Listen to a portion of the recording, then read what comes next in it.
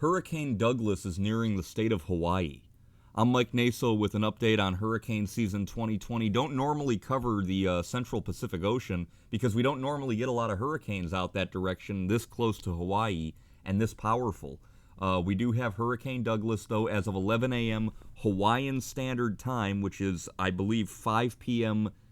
Eastern Time here in the mainland.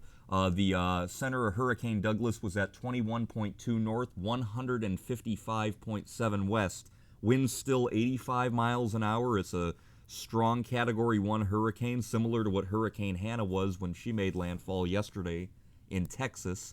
And Douglas is moving west-northwest at 16, and that pressure has been recorded by the Air Force, 988 millibars. It just seems that they recorded like 986 millibars, so it is still holding its own at the very least. You can see the track here takes it over some of the islands here. We have a hurricane warning for Maui County, including the islands of Maui, Molokai, and Lanai, as these pronunciations, by the way, I'm not used to at all, so forgive me.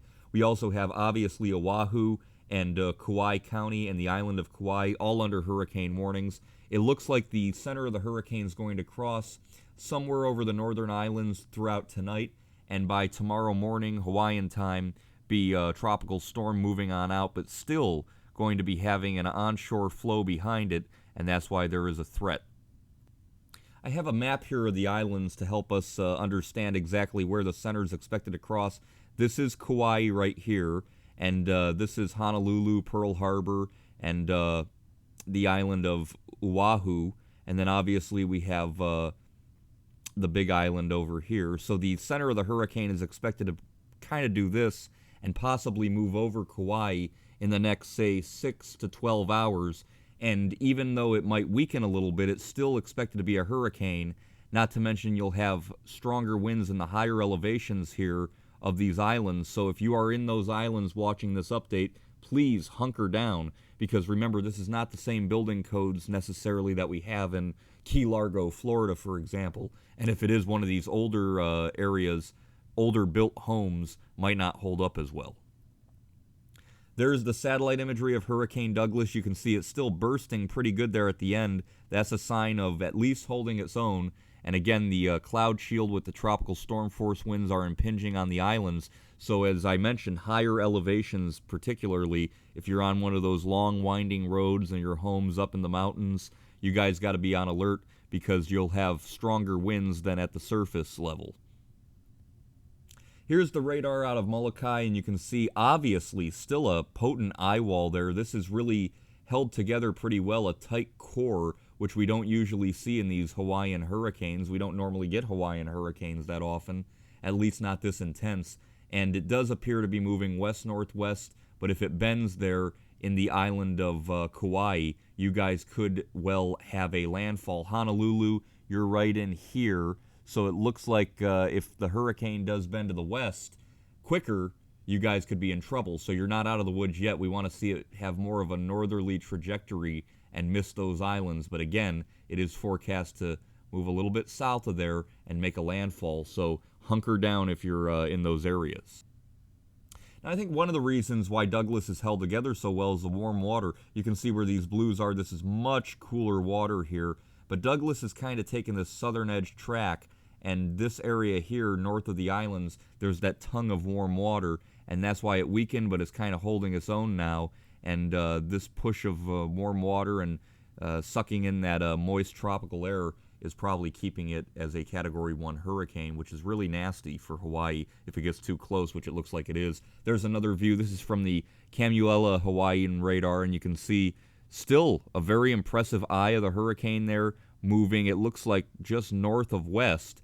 But if it moves any further west, we could have a problem down the road for those islands, and those islands where Honolulu is, that's the island of Oahu, or Molokai, you guys could get into some heavy stuff. So we don't want to see that eye turn too far west, because then we'll have a landfall on the island of Oahu. But right now, Kauai over here, you're definitely in the line of fire for a landfall from Hurricane Douglas.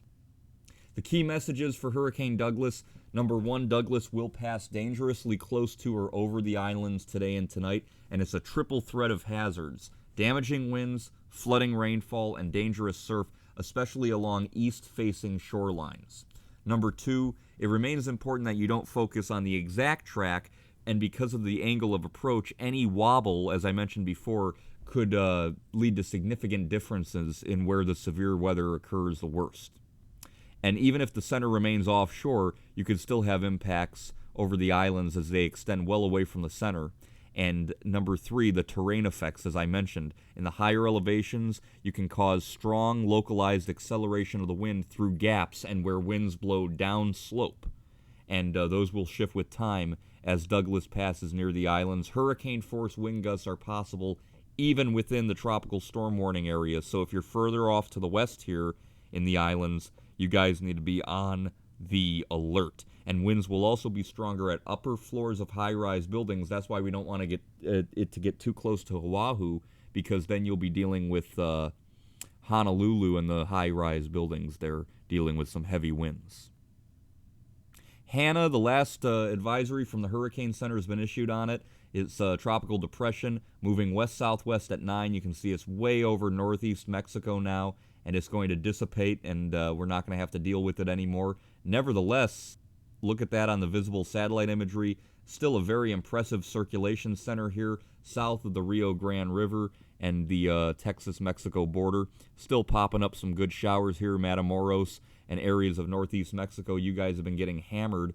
It really packed a wall up for South Texas. For a Category 1 hurricane, 90 miles an hour, like Douglas is, Hurricane Hanna meant business. It made landfall near Padre Island, and then it cut across South Texas and is now over northeast Mexico. Still, the threat of flooding is very high there in extreme southern Texas, and this is over the next, say, 24 hours or so. But as the system continues to push into Mexico and dissipate, we won't have to deal with the rainfall quite as much as we've had. You can see the radar there. Northern Mexico, you guys still have a very impressive shield of rain, as I mentioned before. But South Texas, you guys are almost out of it. Still some thunderstorms and nasty weather flowing in here towards Baffin Bay. But again, once we get the circulation center further away and it dissipates, we will be done with Hanna.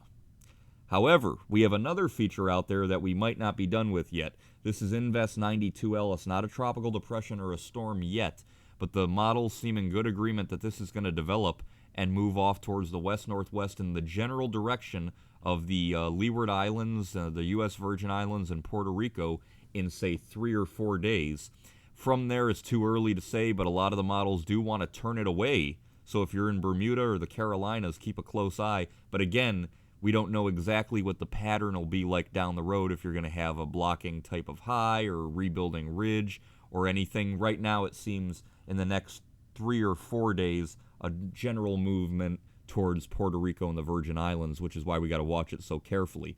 On satellite, right now we're not seeing too much on it. You can see it's still not very well organized, but it has a large envelope of moisture with it, and that's going to help it develop as it moves on off towards the west, eventually the west-northwest. These are the GFS ensembles, and you can see it takes it generally towards the Bahamas, but a lot of them do turn it in the longer range. That's the GFS, and these are the Europeans. They're a little weaker in the short term, which keeps it more west in the long range. Nevertheless, it looks like they're in pretty good agreement over the next 3 days in the direction of the northern islands of the Caribbean Sea. So you want to watch this one very carefully. Final analysis for the Atlantic, we have Hanna dissipating. It was a hurricane, made U.S. landfall. A lot of moisture here still in the Gulf. This is what's left of Gonzalo, north of Venezuela. It should move straight towards the west and not redevelop. And then this is our Invest area that looks very likely to develop and move in that general direction over the next few days. Another pretty good wave leaving Africa. And of course, if you're in Hawaii, hunker down. It's going to be a rough night for areas off towards the Big Island, Molokai, and Oahu. And then if you are in Kauai, be prepared for a potential landfall from Hurricane Douglas. I'm Mike Naso with the latest on all the tropics, and I will talk to you guys next time.